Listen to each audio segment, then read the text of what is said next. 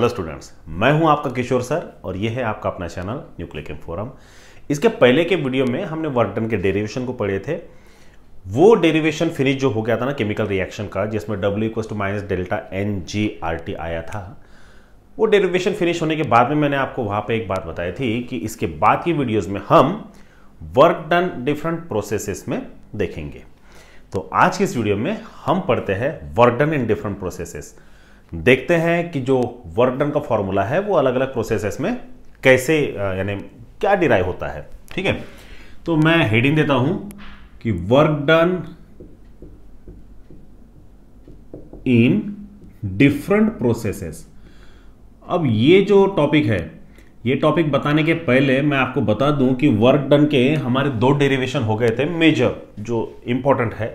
Delta NGRT ये सिर्फ chemical reaction के लिए लागू होता है। उसके ऊपर में आपको बहुत हो गया तो ऑब्जेक्टिव आ सकता है। मुझे नहीं लगता कि वो 2 मार्क के लायकी का है, उसको पूछा जाना चाहिए, मुझे नहीं लगता, पर फिर भी आप प्रिपेयर रहिए। ठीक है, तो work done in different processes पढ़ने के पहले मैं आपको बता दूं कि ये जो डिफरेंट प्रोसेस में हम इसको अभी डिराइव करेंगे ना, उसमें 2 प्रोसेस नहीं रहेगी, रिवर्सिबल इरिवर्सिबल, क्योंकि वर्क डन का डेरिवेशन इन्हीं 2 प्रोसेस के लिए आया था।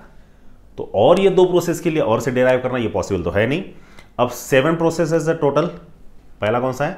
Isothermal, isobaric, isochoric, adiabatic, cyclic, reversible, irreversible. अब इनमें से अगर हम 2 प्रोसेस को अगर स्किप कर भी दे तो अब हमें देखना है कि बचे हुए 5 प्रोसेसेस के लिए क्या आता है। इसके अलावा थर्मोडायनामिक्स में एक छोटा सा और एक टॉपिक है जिसमें वर्क डन एक नए तरीके से उभर के आता है, उसका नाम है फ्री एक्सपांशन। तो इस वीडियो के एंड में हम देखेंगे कि फ्री एक्सपांशन भी क्या होता है और वो कौन से प्रोसेस के लिए लागू होता है। ठीक है, चलिए पढ़ते हैं। अब work done in different process में देखिए, अब वर्क डन का जो फॉर्मूला है ना, 2 फॉर्मूले हैं। पहला है रिवर्सिबल के लिए और दूसरा इरिवर्सिबल के लिए। रिवर्सिबल प्रोसेस में जो वर्क डन का फॉर्मूला है W वो W मैक्स वाला है ना, -2.303 nRT log to the base 10 V2/V1। वो फॉर्मूले में जितने भी टर्म्स है सब सिंगल है, चेंज किसी में नहीं दिख रहा है। ठीक है, पहली बात। दूसरी बात, दूसरा जो फॉर्मूला है W = -P ΔV, ये अकेला ऐसा फॉर्मूला है वर्क डन का जिसमें चेंज पता चल रहा है। इसलिए जो चेंज है हम वो अलग अलग प्रोसेसेस में कैलकुलेट कर सकते हैं। इसलिए जो ये टॉपिक हम पढ़ रहे हैं work done in different processes, ये हमें W = -P ΔV इसके लिए अप्लाई करना है। ये हो गया हमारा थर्ड पॉइंट। समझ में आया? चलिए शुरुआत करते हैं। सबसे पहला, इन आइसोथर्मल प्रोसेस। अब आइसोथर्मल प्रोसेस में मैं आपको एक बात बता दूं, टेम्परेचर का डायरेक्ट रिलेशन आता है एनर्जी के साथ। आइसोथर्मल प्रोसेस में टेम्परेचर कांस्टेंट होता है, और अगर टेम्परेचर कांस्टेंट होता है तो जाहिर सी बात है जो एनर्जी चेंज है वो भी कांस्टेंट ही रहेगी। अब वर्क डन का जो फॉर्मूला है वो है -P ΔV। अब ये फॉर्मूले में चेंज इन एनर्जी का कोई जिक्र नहीं है, कोई रिलेशन नहीं है, और ना ही कोई टेम्परेचर का रिलेशन है। इसीलिए आइसोथर्मल प्रोसेस में वर्क डन का जो डेरिवेशन है वो पहले जैसे था वैसे रहेगा। आपको ये स्टेटमेंट लिखना है, वो स्टेटमेंट आपको लिखना पड़ेगा। Work done in irreversible process remain as it is in isothermal process also, क्योंकि जो इरिवर्सिबल प्रोसेस में आपने डिराइव किया था ना वो आइसोथर्मल ही भी था। ठीक है ना, ये याद रखिएगा। तो आइसोथर्मल प्रोसेस में वर्क डन के डेरिवेशन को कुछ भी फर्क नहीं पड़ता है, वो जैसी कि वैसा ही रहेगा, कोई चेंजेस नहीं होंगे उसमें। ठीक है, पहला प्रोसेस हो गया। अब देखते दूसरा। ये तो आइसोथर्मल है। अब सेकेंड प्रोसेस, इन आइसोकोरिक प्रोसेस। अब आइसोकोरिक प्रोसेस में क्या होता है स्टूडेंट्स? आइसोकोरिक प्रोसेस ये ऐसी प्रोसेस होती है, अगर आपने बेसिक डेफिनेशन का मेरा वीडियो देखा होगा तो, in isochoric process the process which is carried out at constant volume, या फिर the process in which volume remain constant. ठीक है, आइसोकोरिक प्रोसेस में वॉल्यूम कांस्टेंट होता है, therefore work done is given as -P ΔV, but delta V is 0, therefore W = -P into 0, ultimately W = 0। तो ये पहली एक प्रोसेस है, पहली ऐसी प्रोसेस है जिसमें वर्क डन 0 आता है। मीन्स आइसोकोरिक प्रोसेस में अगर आप वर्क डन करते हैं तो वो हमेशा जीरो आएगा, अमाउंट कुछ भी रहे, क्वांटिटी कुछ भी रहे, चेंजेस कुछ भी हो, तो वर्क डन आइसोकोरिक प्रोसेस में जीरो आता है। ये नोट डाउन आप कर भी सकते हैं, या फिर जो नीचे में डिस्क्रिप्शन है ना वहां पे सब दिया है, ठीक है, तो आप इसे नोट डाउन भी कर सकते हैं, आपकी इच्छा है, ठीक है। वीडियो को पॉज करते जाइए, फटाफट नोट डाउन कर लेते जाइए। ये छोटे छोटे प्रोसेस के लिए हमारे पास तो इतना समय नहीं होता है, टॉपिक है तो अभी पढ़ाना तो पड़ेगा ही, है ना। चलिए दूसरी प्रोसेस हो गई, अभी third process in isobaric process. अब आइसोबैरिक प्रोसेस में आपको थोड़ा सा मैं कंफ्यूजन क्रिएट करके देता हूं, बाद में क्लियर भी करता हूं। आइसोबैरिक प्रोसेस में क्या होता है स्टूडेंट्स, प्रेशर रिमेन्स कांस्टेंट, है ना। अब आइसोबैरिक प्रोसेस का डेफिनेशन क्या है, the process in which pressure remains constant, और द प्रोसेस इन विच क्या बोल सकते हैं आइसोबैरिक प्रोसेस में, the process which is carried out at constant pressure, और the process in which pressure remains constant, है ना। कुछ भी हो प्रेशर ही कांस्टेंट है, ठीक है। अब आपको कंफ्यूजन क्या हो सकता है, therefore work done equals to minus P delta V, and ये जो प्रेशर है ये कांस्टेंट है तो ये हो जाएगा माइनस 0 इंटू डेल्टा वी, और ये हो जाएगा 0। नहीं, ये बहुत गलत है, ये कंफ्यूजन आपके माइंड में हो सकता है। ये प्रेशर दोनों में ज़मीन आसमान का फर्क है। मैं आपको एक बात क्लियर कर दूं बहुत अच्छे से, और इसके पहले भी मैंने कोई तो भी एक वीडियो में बता चुका हूं मैं आपको।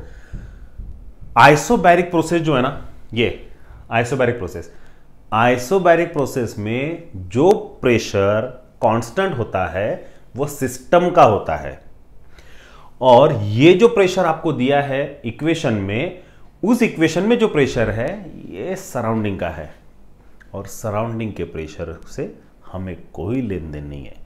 जो कुछ खिलवाड़ करना है सिस्टम के साथ करिए, सराउंडिंग के साथ में नहीं। इसीलिए भले ही आइसोबैरिक प्रोसेस में प्रेशर कांस्टेंट हो, पर ये प्रेशर सिस्टम का है, और इक्वेशन में जो प्रेशर है ये सिस्टम का नहीं है, वो सराउंडिंग का है। इसीलिए सिस्टम का प्रेशर कांस्टेंट है, उससे सराउंडिंग को क्या मतलब रहेगा। इसीलिए वर्क डन में जो इक्वेशन है वो जैसे के वैसा ही रहेगा, कुछ भी फर्क नहीं पड़ने वाला है, क्योंकि जो प्रेशर कांस्टेंट है वो सिस्टम का है, और जो इक्वेशन में प्रेशर है वो सराउंडिंग का है। और अगर आप सिस्टम का प्रेशर कांस्टेंट रखते हैं तो सराउंडिंग का प्रेशर में क्या फर्क पड़ने वाला है, वो तो जैसे ही वैसे ही रहेगा, राइट। ठीक है, तो आइसोबैरिक प्रोसेस में आपको कंफ्यूजन हो सकता है, वो कंफ्यूजन होने मत दीजिए।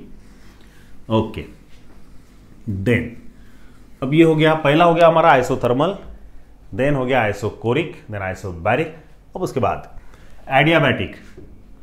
अब एडियाबैटिक प्रोसेस में, है ना, ये 4th नंबर की प्रोसेस है। अब एडियाबैटिक प्रोसेस में क्या होता है, total heat content remains same, constant. Heat neither loses nor gain by the system nor loses, यानी एक्सचेंज नहीं होता, सिस्टम से सराउंडिंग में नहीं जाएगा, सराउंडिंग से सिस्टम में नहीं आएगा, तो इससे वर्क को क्या फर्क पड़ने वाला है, कुछ भी नहीं, क्योंकि वर्क का जो डेरिवेशन है उसमें हीट का कोई जिक्र ही नहीं है। इसीलिए ये इक्वेशन जैसे का वैसा ही रहने वाला है। ये रीजन है कि एडियाबैटिक प्रोसेस में वर्क डन को कुछ भी फर्क नहीं पड़ता, क्योंकि हीट जीरो होती है। हो सकता है पूरी एनर्जी कन्वर्ट हो जाए वर्क डन में, ये भी एक हो सकता है, और वो देखेंगे हम, ठीक है ना, फर्स्ट लॉ ऑफ थर्मोडायनामिक्स में। तो एडियाबैटिक प्रोसेस में भी वर्क डन की इक्वेशन को कुछ भी फर्क पड़ेगा नहीं, ठीक है। देन नेक्स्ट, आपको ऐसा लग रहा होगा मैं बहुत फास्ट कंप्लीट कर रहा हूं, बट उसकी उतनी कुछ खास इंपॉर्टेंस नहीं है इस चैप्टर में, अभी टॉपिक में है इसलिए पढ़ा रहा हूं मैं, ठीक है। तो पहला कौन सा हुआ था, आइसोथर्मल, आइसोकोरिक, आइसोबैरिक, और ये हो गया अभी आपका एडियाबैटिक। अब एक बचा है लास्ट, साइक्लिक प्रोसेस। चलिए देखते हैं। अब साइक्लिक प्रोसेस ये है आपका 5th नंबर का। साइक्लिक प्रोसेस में मैंने आपको एक बात बताई थी कि system starts from initial step and goes to final step, then it will get revert back again to its original position. अब जब वापस उसी पोजीशन पे आता है तो सभी वेरिएबल्स क्या हो जाते हैं, जीरो, चाहे वो डेल्टा वी हो, डेल्टा पी हो या डेल्टा टी हो, सभी वेरिएबल्स क्या हो जाएंगे, जीरो। जाहिर सी बात है, फिर work done minus P delta V है, और डेल्टा वी साइक्लिक प्रोसेस में जीरो होता है, तो minus P into zero, so work done equals to zero. तो साइक्लिक प्रोसेस ये एक ऐसी प्रोसेस है जिसमें वर्क डन 0 आ गया। पहला कौन सा था जिसमें वर्क डन 0 था? Isochoric process. और दूसरा कौन सा है? Cyclic process. तो ये दो ऐसी प्रोसेसेस है जिसमें वर्क डन 0 होता है। तो आपको पता है क्या क्वेश्चन कैसा आएगा? Right the name of processes in which work done will be 0, या फिर derive the equation for work done which is 0 in different processes. सवाल पूछने का तरीका कुछ भी हो सकता है, आपको पता होना चाहिए कि वर्क डन कौन सी प्रोसेसेस में 0 होता है। तो पहला आइसोकोरिक प्रोसेस में वर्क डन 0 होता है और दूसरा साइक्लिक में। तीसरा और एक है, बस वो प्रोसेस नहीं है, उसको हम कर सकते हैं और आप भी कर सकते हैं। कैसे? उस प्रोसेस को तो नहीं, उस टॉपिक का ही नाम अलग है, वो टॉपिक मैं इसी में इंक्लूड कर रहा हूं क्योंकि वर्क डन का डेरिवेशन आ गया है इसलिए। ठीक है, उसे कहते हैं फ्री एक्सपांशन। अब ये फ्री एक्सपांशन क्या होता है? देखिए, अब आपके पास में एक चीज है, उसका सीधा नाम हमें लिखना पड़ेगा इन वैक्यूम। और हाँ, वैक्यूम की स्पेलिंग जरा संभल के, VACW है ना, VACC नहीं है, it's a vacuum not a vacuum. तो वैक्यूम में, वैक्यूम की एक खास बात है, क्या होता है? वो एक्सटर्नल प्रेशर ना उसमें 0 होता है। इससे क्या होता है? अब जब एक्सटर्नल प्रेशर ही जब 0 हो, मींस कांस्टेंट हो, तो गैस खुली तरह से एक्सपांड हो जाएगी, उसके ऊपर में कोई बर्डन नहीं रहेगा। उस एक्सपांशन को हम क्या नाम देते हैं ना? Free expansion. इससे क्या होता है कि जो वर्क डन है, जिसका फॉर्मूला -P × ΔV आ रहा है, बट वैक्यूम में एक्सटर्नल प्रेशर 0 होने की वजह से ये हो जाएगा 0 × ΔV। तो जाहिर सी बात है W = क्या आ जाएगा? 0, है ना। अब आपके पास में टोटल 3 ऐसी स्टेप्स है जिसमें वर्क डन 0 आ रहा है। सबसे पहला, work done in isochoric process, that is 0। Work done in cyclic process, that is also 0। And work done in vacuum is also 0। And that work done in vacuum is known as, क्या कहते हैं उसे? Free expansion. समझ में आया? तो आपको 2 mark के लिए ना ये पूछा जा सकता है कि what is mean by free expansion, ऐसा भी सवाल आ सकता है आपको। तो अगर ऐसा सवाल आता है तो आपको सवाल का जवाब क्या लिखना है? Consider a gas fitted in a cylinder which is expanded against external pressure which is constant, that is in vacuum. So अगर वैक्यूम में है तो प्रेशर 0 रहेगा, तो वर्क डन भी आपका 0 आएगा। ओके स्टूडेंट्स, तो ये रहा एक छोटा सा वीडियो, छोटा सा टॉपिक के लिए। इसके बाद में जो हम नया टॉपिक पढ़ेंगे वहाँ से चैप्टर थोड़ा सा और एक्सपांड होते जाएगा और थोड़ा सा बढ़ते जाएगा। कॉम्प्लिकेशंस आ सकते हैं, कन्फ्यूजन्स बढ़ सकते हैं, इसलिए हर एक टॉपिक को अच्छे से देखिए, घाई मत करिए, वीडियो को बहुत ज़्यादा फास्ट फॉरवर्ड करके मत देखिए। मैं पहले ही आपको बता चुका हूँ, मैं टाइम ड्यूरेशन के लिए नहीं बोल रहा हूँ, वो टाइमिंग बढ़े ना बढ़े उससे मतलब नहीं है, आपका एजुकेट होना बहुत इंपॉर्टेंट है ना। तो ये है work done in different processes. इसमें सबसे इंपॉर्टेंट आपको याद रखना है कि वर्क डन कौन सी प्रोसेसेस में 0 होता है। और दूसरा फ्री एक्सपांशन, जो मैंने आपको बोला था कि वीडियो के लास्ट में बताऊंगा, ये वो लास्ट टॉपिक है। ओके, तो ये रहा आज के इस वीडियो का ये टॉपिक। मिलते हैं नेक्स्ट वीडियो में नए टॉपिक के साथ में। Thank you so much.